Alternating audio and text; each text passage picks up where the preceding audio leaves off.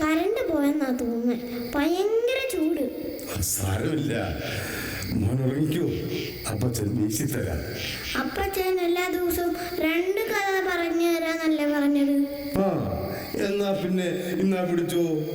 പണ്ട് ഒരു രാജകുമാരനുണ്ടായിരുന്നു. രാജകുമാരനും രാജകുമാരിയും ഉണ്ടായിരുന്നു. ആ കഥ കേട്ട് കേട്ട് മടുത്തതാ. ആ, എന്നാ പിന്നെ പണ്ട് ഒരു വിറക് വെട്ടുകാരനുണ്ടായിരുന്നു. അയാളുടെ മഴു കാട്ടിലെ കുളത്തിൽ വീണ കഥയല്ലേ? അതും കേട്ട് കേട്ട് മടുത്തതാ. എന്നാൽ അപ്പച്ചാ, പുലിയുള്ള ഒരു കഥ പറഞ്ഞു തരാമോ? ശരി, അങ്ങനെ ഒരു കഥ പറയാം. പണ്ട് തെക്കുംകൂർ രാജവംശത്തിന്റെ അധീനതയിൽ വരുന്ന വിവിധ ദേശങ്ങളിൽ ഒരു പ്രമുഖ സ്ഥാനമുള്ള ദേശമായിരുന്നു ഈ തിരുവഞ്ചൂരും അതിൻ്റെ പരിസര പ്രദേശങ്ങളും. പരിശുദ്ധ ദൈവമാതാവിൻ്റെ ഈ പള്ളിയിരിക്കുന്ന സ്ഥലവും ഇഞ്ചക്കാടും ചൂരലും കുറുമുള്ളും നിറഞ്ഞ കാടായിരുന്നു. അവിടെ പുലിയും കടുവയും മറ്റ് കാട്ടുമൃഗങ്ങളുമൊക്കെ ജീവിച്ചിരുന്നുവെന്ന് പഴമക്കാർ പറഞ്ഞിരുന്നു.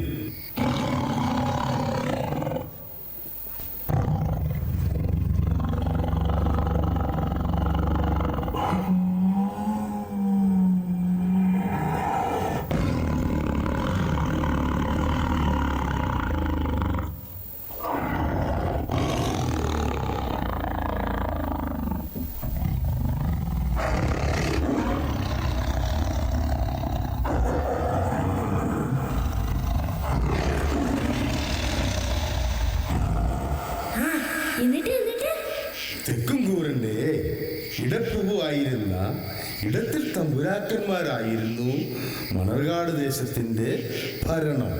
അങ്ങ് ദൂരെ പാലായ്ക്കപ്പുറത്തുള്ള കോതമംഗലം എന്ന ദേശത്തു നിന്നും വന്ന നസ്രാണി സഹോദരന്മാർ ഇവിടെ മീനെടുത്തും പാടത്തുപറമ്പിലും ചെറുതലമറ്റത്തിന് തെക്ക് കുന്നേലും താമസമാക്കി. ഇതിൽ ഒരു പ്രധാനിയായിരുന്ന ഒരു പൂർവ്വ പിതാവ് നേർച്ചയൂട്ടിന് ബന്ധുക്കളെയും പട്ടക്കാരെയും വിളിച്ചിരുന്നു. പട്ടക്കാരൻ എത്താതെ വന്നപ്പോൾ ബന്ധുക്കൾക്ക് ആഹാരം കൊടുത്ത് ഇദ്ദേഹം അത്താഴം കഴിക്കാതെ പ്രാർത്ഥനാനിരതനായി സമയം മുന്നോട്ടു പോയപ്പോൾ തളർന്ന് ഉറങ്ങിപ്പോയി.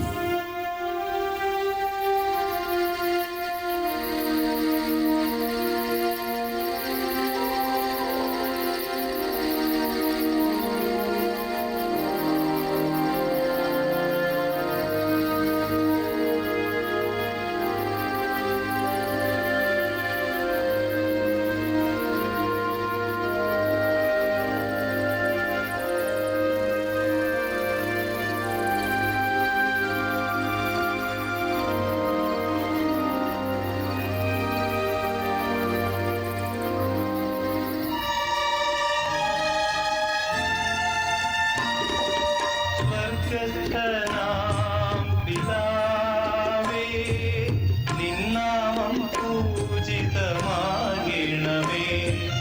നിന്റെ സാമ്രാജ്യം വരേണമേ, ഭൂമിയിൽ നിൻ തിരുമനസ്സരുളേണമേ.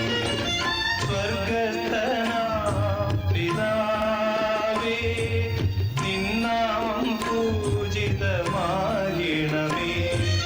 നിന്റെ സാമ്രാജ്യം വരേണമേ, ഭൂമിയിൽ നിൻ തിരുമനസ്സരുളേണമേ.